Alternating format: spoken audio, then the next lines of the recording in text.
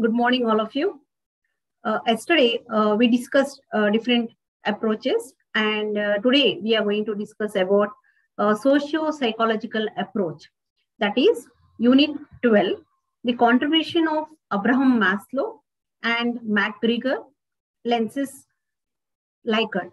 This topic is, in fact, very interesting and also very important from the examination point of view also. Now, what is the difference between the approaches or theories which we discussed in the previous classes, like classical approach theory, scientific management theory, human relations theory, and all? These theories, the present theories which we are going to discuss today, is a little different from that of the previous theories. Now, what is the main difference is this socio-psychological approach discusses or it throws light on the the inner feelings, the inner drives, inner motives of the individual. It could be at the personal level, it could be at the organizational level. Now, each and every one of us, we do some work or the other, isn't it? Now, for doing any kind of work, there should be some kind of motive, isn't it? Unless there is a motive, we cannot do anything. And in yesterday's class, we discussed about the decision making also. Now, decision making, for making a decision making, there needs to be a kind of motive, isn't it? So today we are going to discuss about the different motivation theories which are discussed by Abraham Maslow and McGregor. So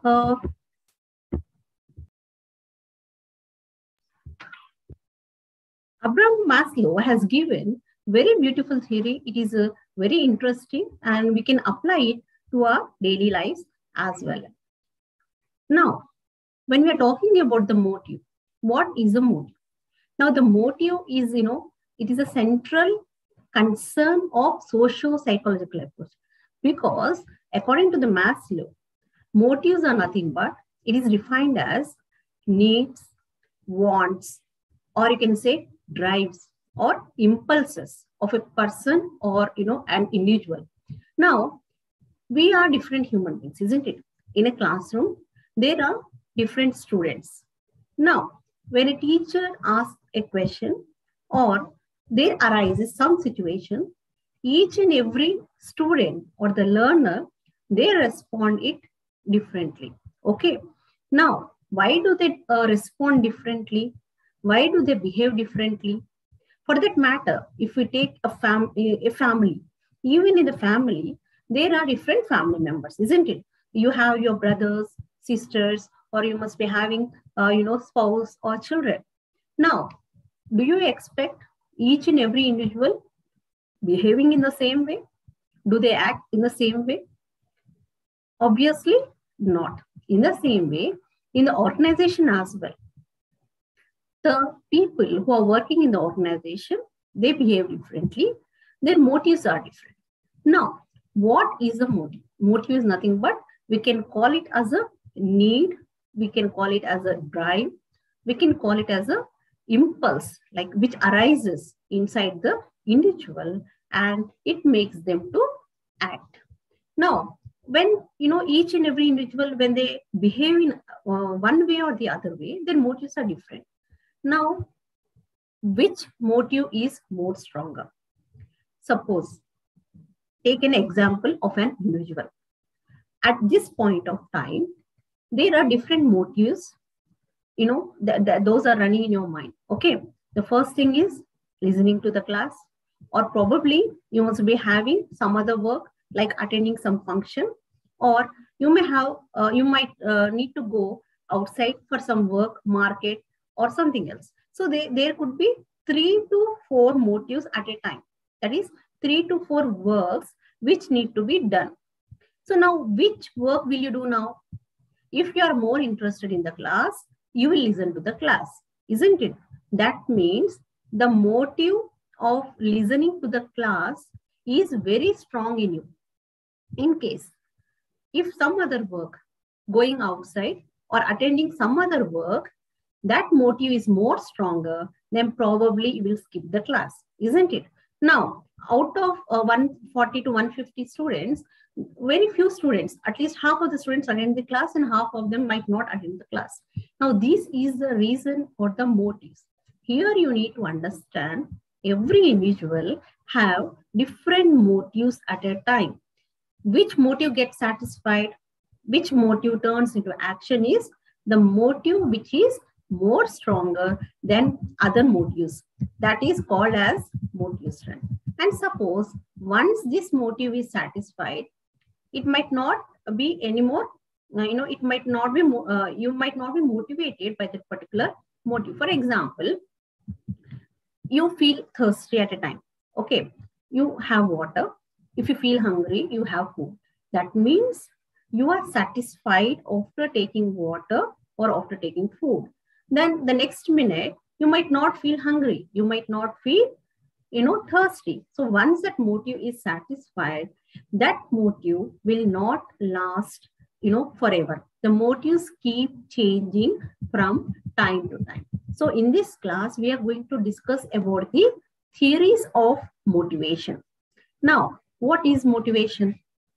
Generally, we keep talking in our daily lives also. I am highly motivated or I am not motivated. Otherwise, the student should be motivated towards studies. All these kinds of words we use in our daily lives. So, what actually is motivation? Now, all of you must be using social media, isn't it? You must be using WhatsApp or Facebook or Twitter for that matter. Every day, early morning when you wake up, what do you receive? You receive different messages. What kind of messages you receive? Some kind of motivating messages, and most of them are forwarded messages, isn't it? Now, after reading that particular message, do you feel motivated? Do you, feel influenced? Probably sometimes we may be motivated by reading some kind of good words of life, isn't it? Or when you listen to a success story of a particular individual who has succeeded in the life, probably you might be motivated by listening to that story. So there are certain instances in our daily lives wherein we get motivated at times. Now, what exactly is motivation? Motivation is nothing but it is a force that initiates, that guides you, that maintains goal-oriented behavior. Each and every individual has certain goal. Now here, goal in the sense, it doesn't mean a long-term goal. It could be any short-term goal as well. It need not be like, you have to pass in the examination or, you have to get a very good job. Those are long-term goals. But behaving in a short period, the action which you're going to take very shortly, that is also called as goal. So for a goal-oriented behavior, motivation is nothing but a force that will guide you to work towards it. For example, you have to complete this unit today. So what is the motivation for that? In order to listen to the class, today's class, you need to connect yourself. You have to enter the Zoom link and you need to sit in front of the device. So that is called as motivation. That is the force which is driving you to listen to the class. Now here, listening to the class is your goal. Okay. And whatever the actions you are doing, that is, you are connecting yourself to the classroom through internet and a device. That behavior, that which is guiding you, which is the force which is initiating you, is nothing but guiding. It is called as motivation. Now, why motivation is important? Why do we need to know about the motivation is, as I told you earlier in the beginning of the class, each and every individual behaves in different way. Especially when you are talking about organizations, when we are talking about the institutions where we work, there are people who have different motives, who have different needs. So the management need to understand the motive levels of these people. Okay, unless they know what is the motive of the employee, they cannot extract the best of the employees. Now, as we know, different people they work for different reasons. It could be for economic reasons, it could be non-economic reasons, as we discussed in yesterday's class. There are different reasons for a particular person to work in an organization. So let us see what are the different factors which influences a person or an individual in an organization. Now we can, apply it to our individual level also. So the foremost theory, which is, postulated, the theory of motivation, is given by Abraham Maslow.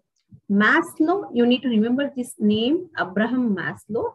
He has given needs hierarchy theory. This is a very interesting theory and also very important theory, and it is very much relevant to the present times also, though it is not free from the criticism. Now, who is Abraham Maslow? Now, basically, Abraham Maslow was a US psychologist and a behavioral scientist. He was born in New York, and he has spent a lot of his time, in the industry as well as in the academic as well. He has, he has devoted a lot of time to understand the behavior of the successful people. Now, why do the people succeed? What are the different reasons? What are the motives that motivate them to become successful in their lives? So what are the different factors that influence them? All these, things are studied by Abraham Maslow, and he has put, in his book, that is Motivation and Personality. This is the book written by Abraham Maslow. So in this book, he has, we can say it is one of the most significant contribution,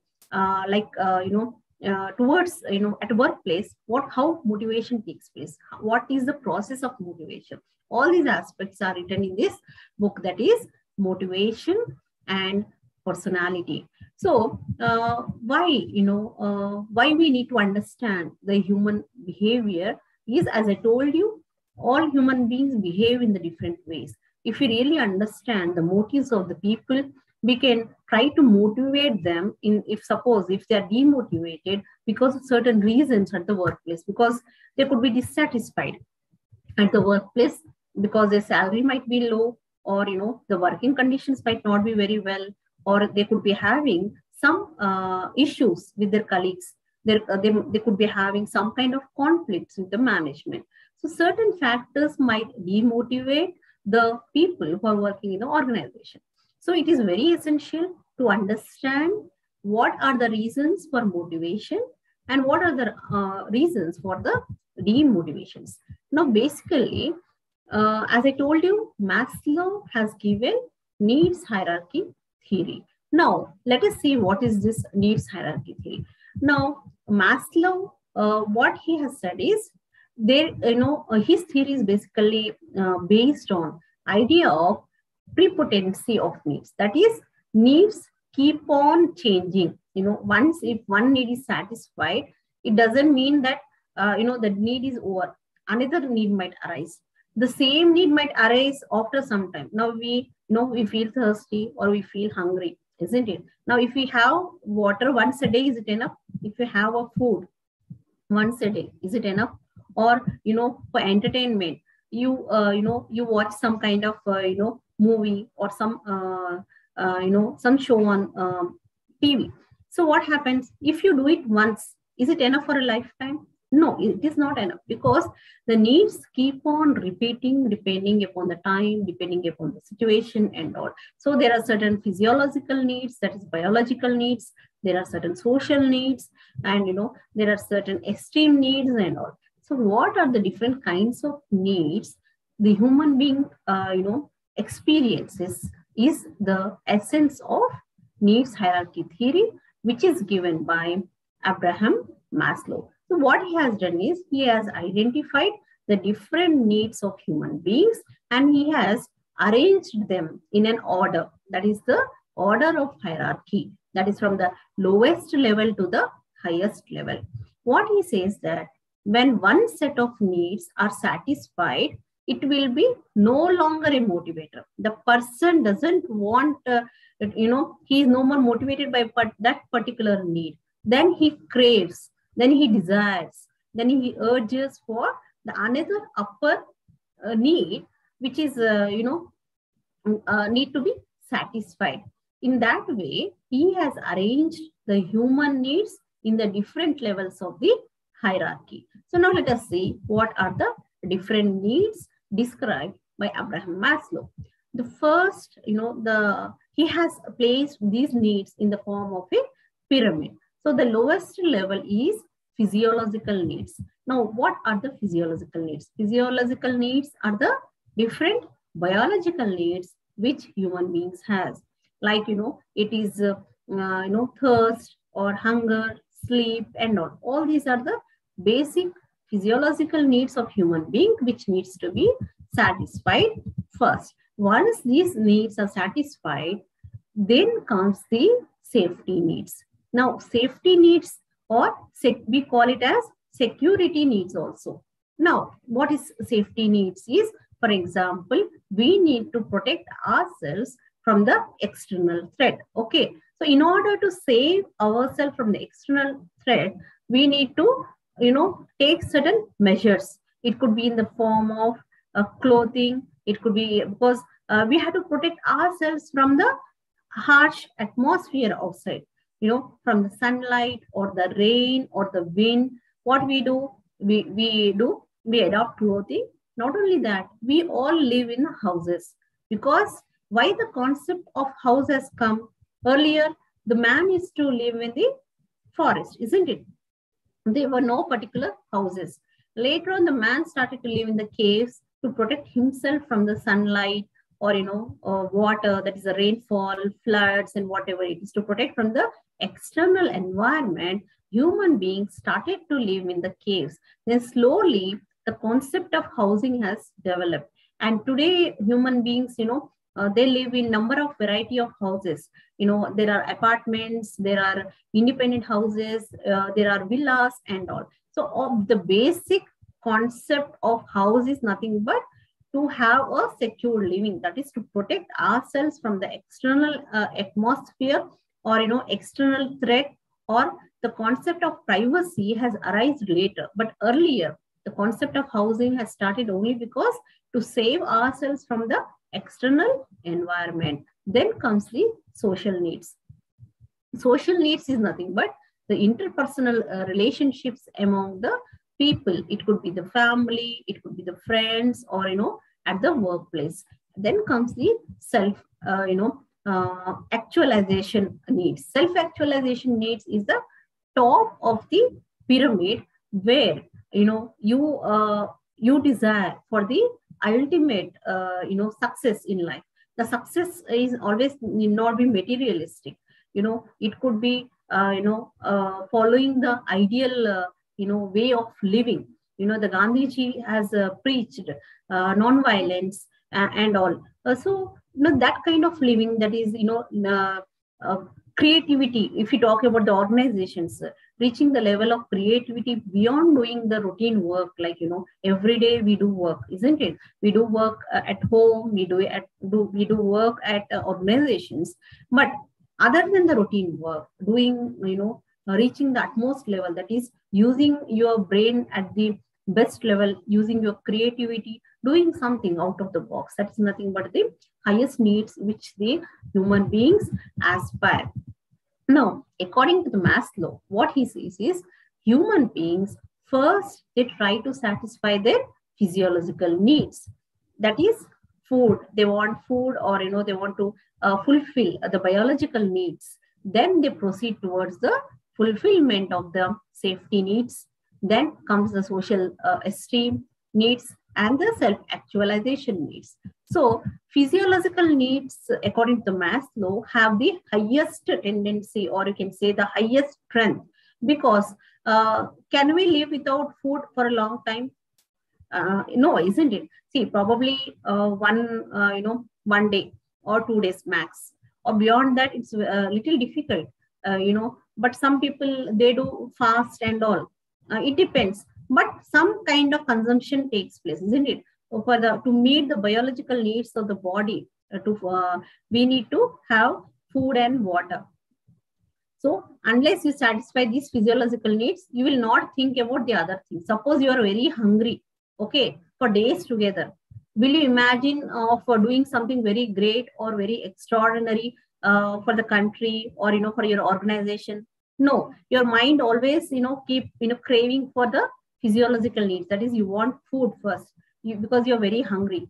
Only then you will think about other things like whether of studying or, or writing examinations or achieving something in your life. So for an average human being, satisfaction of the physiological needs is very important. Now you may say, why not? There are few people who don't care for the food and thirst. Yes, there are certain exceptional cases, where certain people, who are beyond the human lives, they live beyond the human life. We can say saints and all. They do live without food and water. We'll talk about this later because according to the Maslow, what he says is always it need not be in the same order. For some people, some kind of needs will be of first preference and other kind of needs will be, they can arise first. They will not care for the physiological needs and all. So according to the Maslow, one need should be satisfied in order to fulfill the other needs in the hierarchy. Then when we talk about the security needs, as I told you, we have to protect ourselves from the natural calamities, dangers, and or any other people, the strangers, or these days, people are very much worried about the thefts, robberies, and all. So in order to protect ourselves, we should be very much alert, and we should be concerned. Human being always craves for safety needs. That's why these days, CC cameras are being placed everywhere, not only at the workplace, but many of them are installing in their colonies, in their houses and all. What is the reason for that? Because we should be assured that we are safe at our home and offices. Then love, you can call social esteem needs, or love needs. That is the belongingness. What family, we all are social animals, isn't it? Human being is a social animal. Now, social animal cannot live in isolation, isn't it? Can you live without talking to anybody for a day or 2 days? Can you live? No. What you do? You just, always, you may say, yes, I can stay without talking by using my phone. But using the phone, using social media is also nothing but a kind of communication, kind of interaction with each other. Human being, it's very difficult for a human being to stay away from their family, from their friends, or from their colleagues without talking to each other. We crave for some kind of association. It could be the family relationship, it could be the friendship, or it could be at the workplace and all. So these all are social needs which are to be satisfied by the human beings. And this is very important even at the workplace, because we have spoken about informal relationships in the previous classes. That is, even in the human relations theory, we spoke about the informal relationships. So this is nothing but developing a kind of bond, a kind of relationship with your colleagues. It could be regarding the work, or it could be the friendship and all. So there's a need for exchange of ideas, experiences, issues, problems. So definitely human being craves for social needs, and they have to be satisfied both at the individual level as well as at the organizational level. Then comes the esteem needs. Now, what is the esteem need? We as human being, we crave for recognition. We crave for respect.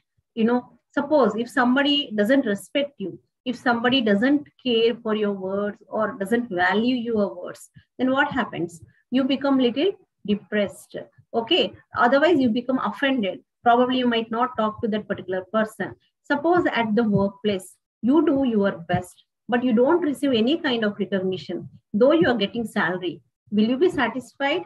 Probably you might be satisfied for some time because you are getting some good amount. But if this becomes routine, that you don't get any kind of recognition, then what do you say? However much we do, it is waste. We don't have any kind of recognition. So there is kind of dissatisfaction among an individual when a person is not receiving certain kind of recognition or certain kind of respect in the organization, which we expect. Human beings, they try to do their best. At the same time, they want some kind of recognition or appreciation. Suppose if you do a good work and and you receive appreciation for that, then how happy you will feel, isn't it? You feel very satisfied at the workplace. Now, what is the purpose of the awards, honors which are being announced by the government or different companies? There are annual awards, isn't it? Even the government or non-government organizations, they do give different awards to the people who are excelling in the different fields. This is nothing but a kind of recognition, the paying respect to the people who are doing their best. So the esteem needs is very much essential to be fulfilled. Otherwise, human being always will remain dissatisfied. Now then comes the self-actualization needs. Self-actualization is a term which is coined by Kurt Goldstein. Kurt Goldstein is a person who first coined the term self-actualization. This is important from the examination point of view also. They might ask who has coined the term self-actualization. Okay, so this self-actualization is considered as the highest need in the hierarchy. Now we discussed the different needs at different levels, isn't it? That is the physiological needs, safety needs, social needs, esteem needs. Then at the top is the self-actualization needs, which has to be satisfied by the human beings. Now suppose all we have been doing work for since a very long time, and the people when they complete their work age, that is after 50s or after 60s, they tend to become more philosophical, isn't it, or more spiritual. That is, they understand the real purpose of the life, isn't it? So this understanding of the real purpose of the life is nothing but self-actualization. When we talk about this in the organization, working beyond for the salary or recognition, that is giving your best to the organization, understanding the real purpose of your existence on this earth is nothing but the self-actualization. Some of them might achieve this self-actualization needs. They want to fulfill these needs after completing all the stages, after they complete their education, after they work in an organization. When their kids grow up, then they become very spiritual or philosophical. But there are certain people who will achieve it at early age. For some people, working in an organization doesn't matter. They don't want to work. They always keep thinking about God, or they are very spiritual or philosophical. So it all depends upon the needs of the human being. So basically, these are the different 5 types of needs which are identified by Abraham Maslow. He has arranged this in the form of hierarchy. That is the reason it is called as needs hierarchy theory. So I hope you have understood this theory, and this is a very simple theory and very interesting, and which we can relate it to our daily lives also.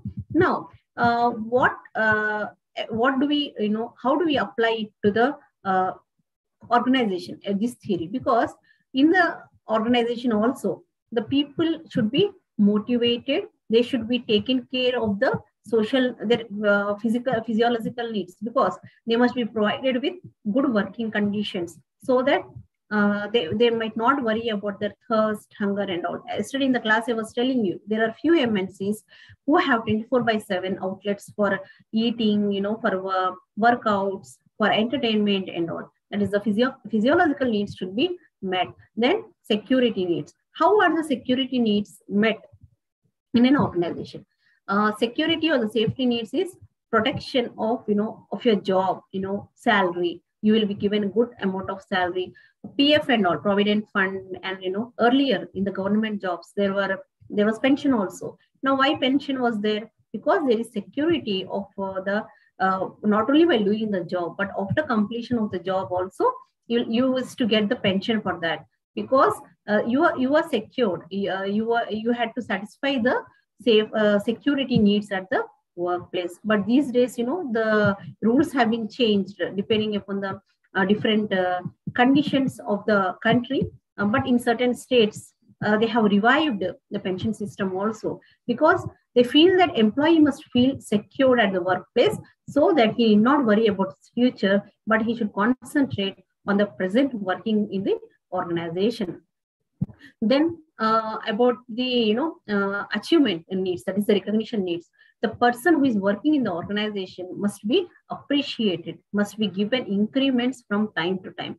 Promotions are given just because to satisfy their esteem needs. Okay, so these are the different needs which has to be taken care at the workplace in order to see that the employees or the people who are working in the organization, they give their best. And as all other theories, even the motivation theory of Maslow is also not free from the criticism, because many thinkers have criticized that there is no such fixed order. It can be, they may move from one.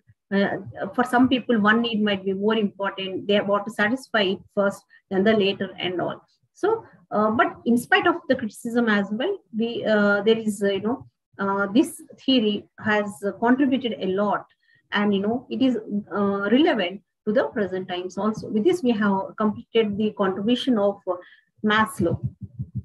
Now we are going to discuss about McGregor's views on management.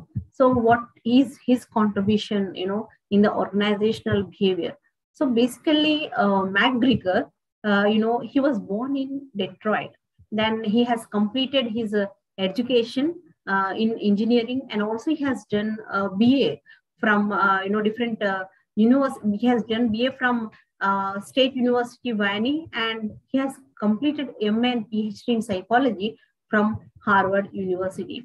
So he has written a book that is Human Side of Enterprise. This book is very important, and it is written by Douglas McGregor. Now he has given very interesting theory. That theory is theory X and theory Y. Now you have to remember that needs hierarchy theory is given by Abraham Maslow. Theory X and theory Y is given by Douglas McGregor. Douglas McGregor's theory X and Y is also very important. It is important in the context of functioning of the organization, as well as from the examination point of view also.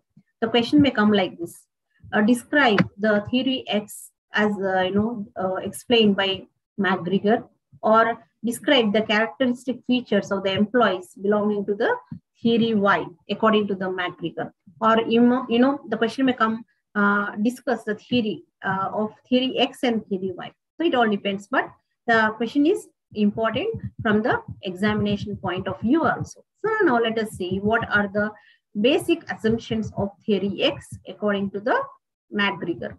Now McGregor, he has given this theory X based on the traditional approach of the organization. Now what the traditional approach of the organization is, now what have we discussed in the classical approach, that man works only with some kind of external control and pressure. He wants he craves for something which comes from external. That is basically human being dislikes work. He wants to avoid work if possible. Can you relate it to yourself? Because sometimes we come across many people in our lives where it could be at at our home or neighbors or organization, where we see some people they really don't like work. If some work is given, they try to postpone it, or they want to avoid it. So these kind of people, they come under this theory X according to the McGregor. Now what he says is, these people have to be forced to make them work. Now it could be either like threatening, they must be threatened, or the force should be applied on them in order to achieve the organizational goals. So these kind of people are really tough, because they really don't like work, and not the rewards, but the threat of punishment will help these people to work. And they don't have any kind of ambitions. They don't want to take any responsibility. and they don't want to come forward. All these characteristic features are of people of theory X category. So what should be done for this kind of people? Strict supervision should be there. Suppose, for example, in an organization, there are different kinds of people, isn't it, as we discussed? And some people are of this category. That is, they really don't want to work, they dislike work and all. Now, what should be done once they are appointed? Some strict supervision should be there. Monitoring should be there. Nowadays, we see, as I told you, there are different CC cameras also installed. The supervisor or the management sitting in his room can supervise, can see what his people are doing, whether the people are working or not. Earlier, when there were no CC cameras and all, the people, they used to act like working, or they used to behave like working when the supervisor would come to their cabin or to their place. But now, the supervisor can supervise them from any corner of the office through the surveillance and all. So, in this type of working culture, what happens is, work culture, the supervisor will not have much trust, on the people, because he's assured that these people are not going to work unless some kind of pressure is there on these people. They're not going to work on their own. So the management, it is very, they don't feel like giving extra responsibilities or, additional responsibilities to these people to take up new activities and all, because they don't have any kind of trust or faith in these people, that these people are going to work for the organization, because basically these people don't like work. And at the same time, there are certain people who really love to work. They look forward to work. They want to utilize their best for the work, to work in an organization, whether it is an organization or in their society. In our daily lives, we come across certain people who are very active. Suppose if there is some kind of event, for example, if there is some Independence Day or Republic Day, or any festival is there, we find some people who are very proactive in the colony or in the society or the gated community where we live. They come forward, they take the responsibility, they mobilize the people, and they plan the activities, the schedule and all. And in the same way, in the organization also, some people, they are very active. They take up the responsibility. They talk with the management. They want to implement new ideas. They discuss their ideas. They want to implement those ideas, and they want their colleagues to work together. They appreciate teamwork and all. So there are certain people who, all these people come under the theory Y according to the McGregor. Now these people don't need any kind of directions, monitoring from the supervisor or the management. These people work on their own. They don't need strict monitoring. Self-direction or self-motivation is a lot in the people who belong to the theory Y. Because they're committed to the organizational goals. They stick on. They want to meet their individual goals. That is, they want to prove themselves in the life. At the same time, they want to achieve the organizational goals also. So in this kind of work culture, what happens? There is a kind of cooperation between the different people, who are working in the organization. They work together, they exchange their ideas, they divide the work among themselves, and they meet the deadlines of the organization. Therefore, it is very essential for management to understand the employees are of which category, they like work or they dislike work, whether they are going to take up the responsibility or whether they avoid the responsibility. And all these factors are very important to understand the nature of the people who are working in the organization, because in order to achieve the organizational goals, these are very important. So theory X and theory Y were formulated or postulated by McGregor.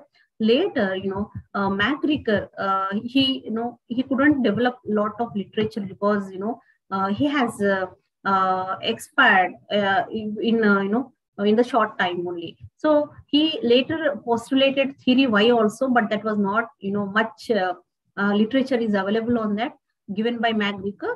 But theory Z was later developed by William Ochi. So it is this theory Z is nothing but he came up with the ideas, thoughts, which he made a comparative study between the Japanese and American management style. So what are the important features of this theory Z are mutual trust. That is, according to the Ochi, integrity, trust, and it is very important in the organization, because if the employees have to work, if they want, if the responsibility has to be given, there should be the mutual trust between the management and the workers, not only between the management and the workers, but the workers of one department and the another department, and between the union and the management, because the conflicts should be reduced in order to reduce the wastage of time in the settling down the conflicts, issues, and all. There should be the strong relationship between the organization and the employees. Then only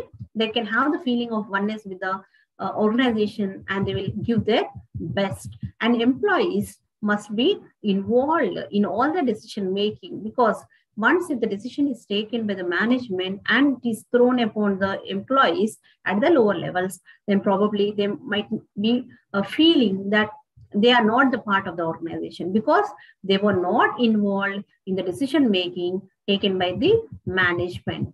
Then coordination, as we discussed earlier, also coordination is very important for any organization, and human resource development is also very important, because appointing the right person is very important, because in many of the companies, they not only see the skills, they not only see the qualifications, but they also try to understand the passion, the motivation of the people who have applied for the job, because that is very important.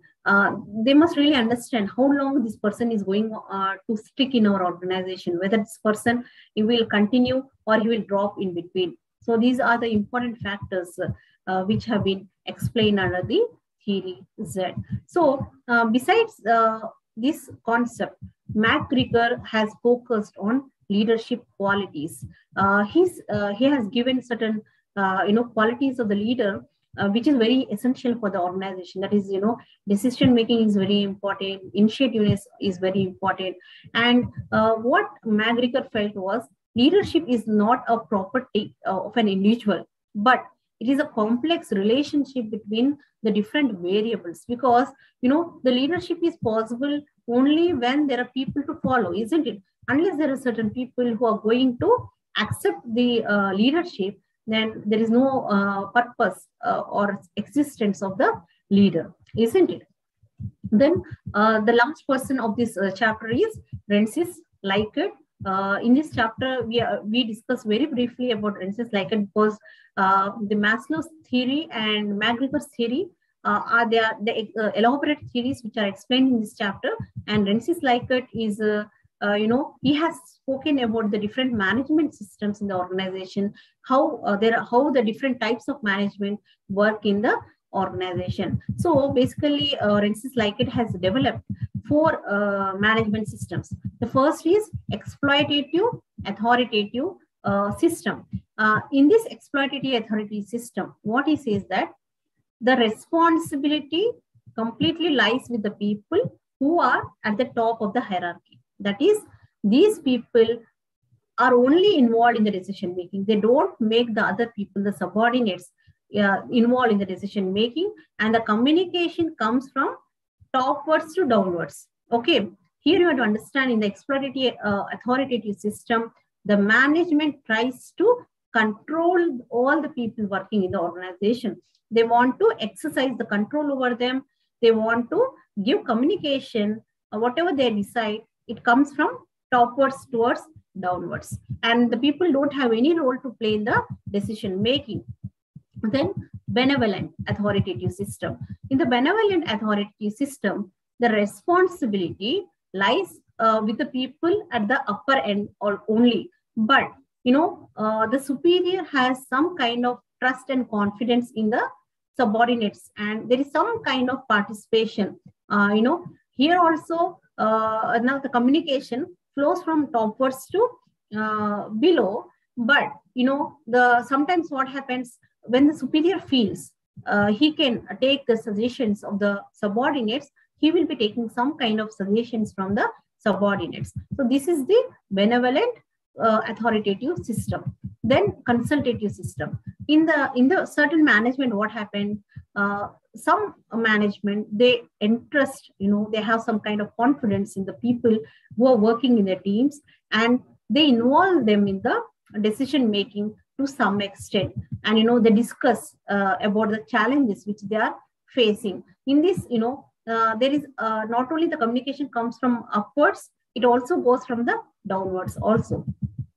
The best management system which can be possible in any management system is participative. In the participative system, what happens? The management has the complete trust, the management has the complete confidence in their subordinates, and they encourage them to participate very actively in the decision making. Here, these people, act as an individual in an organization, acts as member of two groups. That is, he can act as a leader, he can be the member of one group. That is, he acts as a linking pin between the management and the other workers. So this linking pin model was given by Rensis Likert, in which he says that individual is a leader as well as a member of the other group. He acts as a link between the management and the other people who are working in the organization. So with this, we have completed this chapter, that is the unit 12, and we have discussed about the different motivation theories in this concept in this session today. So let me check whether we have any questions of this unit.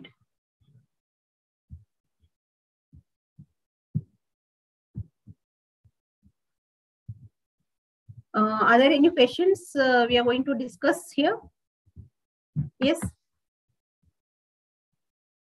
If you have any questions, please post here so that we can discuss here in this class. We have discussed 3 theories. Yes. And you need to remember that if suppose you have listened to this class today, definitely you're going to attempt 2 answers. Okay, definitely, probably 2 questions might be asked in the examination. If you are very much, if you understood the topic, then definitely you are going to attempt in the examination. Tell me Nurdu. Okay. See, I'm using simple words in English. So probably all of you must be understanding, because we are conducting the classes in English only. So you try to read, and in case if you have any questions, please you can drop here so that I can explain. Self-actualization needs. See, as I told you, self-actualization needs is nothing but it is the needs which is placed at the highest level in the needs hierarchy theory given by Maslow. Now, what Maslow said, there are different levels of needs which have to be satisfied by the human beings. Okay, the first is physiological needs, then comes the social needs, safety needs, then social needs, esteem needs, and self-actualization needs. Self-actualization needs is the topmost needs which are highest level of needs. That is, a human being realizes the purpose of the life.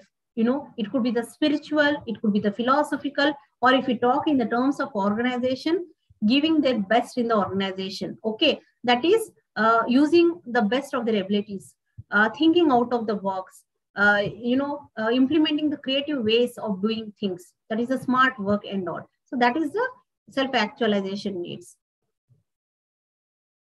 You have a lot of scope to become an entrepreneur. Start a startup company. Okay.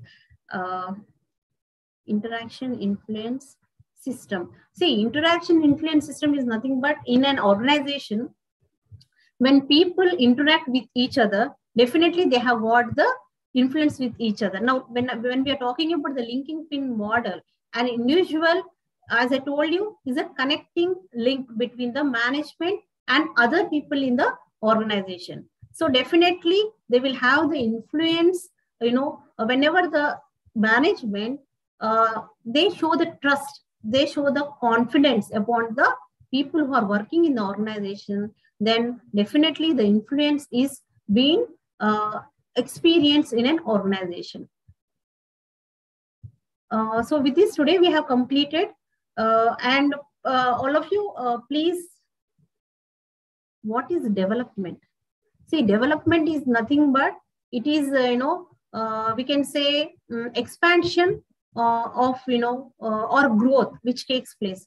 Now, development, it can be of different kinds. It could be the individual personality development or the organizational development, because development, and we also talk about the sustainable development also, because the sustainable development is a little different from that of development. Now, just today, when I was driving to university, I have found that some of the trees are being cut down beside the outer ring road. Now, what does it show? We are going for development. Are we really going for development? Is it development? Cutting down the trees for the sake of, expand the roads and all. So the development concept is really more complicated actually. So these days people are talking about sustainable development instead of development. Now, what is a sustainable development is thinking about the development process, keeping in mind about the future generations. Now, suppose, for example, just now I have given the example of the cutting down of the trees. When you feel it is essential to cut down the trees for the expansion of the road, because it has to be the roads, the traffic is been increasing day by day, then definitely you have to expand the road. Then what happens? What you can do is you can plant many trees. Okay, that is a Harita Aram program which is being conducted by the KCR. Is nothing but the kind of program is being organized so that the future generations, they will not face any kind of problems because of cutting down of trees which we are facing today. So this is nothing but the development, and this concept you will learn in detail in the second sem. In the first sem we don't have in detail, but in the second sem you will be learning about this topic development in a more broader way. You will have different theories about development and all, why development is needed, is really development needed, and all these things we will discuss in the second sem. And because this is the first sem. Okay. Yes. So I think with this, we are coming to the end of the class. See, fee, dates and all, please check the website. Okay. All the details are given. And I think many of your friends have, even they have discussed in the WhatsApp group also, they have shared the notification and all. In that, the dates are given. But if possible, I will also try to share. Yes, tomorrow have madam. What tomorrow? Class, are you talking about the class? Tomorrow we don't have the class. We have the next class next Saturday and Sunday we have a class. So probably that is the 5th and 6th. Okay. What I'm planning is once we complete the syllabus, I will arrange one class, extension class by one professor, senior professor from our department who has retired and who is expert in administrative theory. I will organize one extension lecture by him. If you people are interested, you can just ping me on WhatsApp in the group. You can share how many of you are interested, because if the majority of the students are interested, then we can arrange one extension class also by the expert. And the seminar also I'm planning. You please, now we only 2 chapters are left, I think. You have heard all the classes. You can just, what you do is, you choose any one topic, okay? And you just let me know. We will prepare a schedule, okay? We'll prepare a schedule and we'll make a time, the list of the people who are participating in the seminar. At least if 20 to 25 people are ready to participate, I can arrange one seminar also. If maximum number of students want to participate, they can participate. We will invite the other members also from the department so that you will get a platform to explain, to share your knowledge, whatever you have learned. That will be helpful for you in future, okay? And if possible, I'll provide one e-certificate also. Recently, the people who have attended a seminar, Pratibha webinar series, probably you must have received the e-certificate, isn't it? Okay. So in the same way, you will receive certificate if you participate in the seminar and present a topic. That will be not more than 4 to 5 minutes. We'll plan in that way so that many of you can participate. And I'll also provide you the e-certificate. That certificate will be useful for you in the future also. Okay, so you can join the WhatsApp group. If anybody is new to the class today, you just join the chat, WhatsApp link, which is provided in the chat box. Next Saturday. Yes, same time. That is 10 o'clock. We have 10 to 11. We have class Saturday and Sunday. Okay. So with this, I'm going to close today's session. Wish you all the best. All of you keep studying for your examination. Make a timetable so that you study, you cater time to all the subjects so that it will be easy for you, because many of you must be working and, must be having other things also, like, doing job or homemakers and other people. Yes, I'll tell you more about the seminar in the WhatsApp group. I will discuss. Yes, see, whoever have missed the earlier classes, please go on YouTube, Bravo channel. There you have all the classes. The recording of these classes are hosted there. You can just go through the YouTube so that you will understand the concept and you will not miss the class. Okay. But the advantage of the class is, if you have any question, you can just post here so that it will be getting clarified. Okay. Okay, then see you all in the next class. All the best to all of you.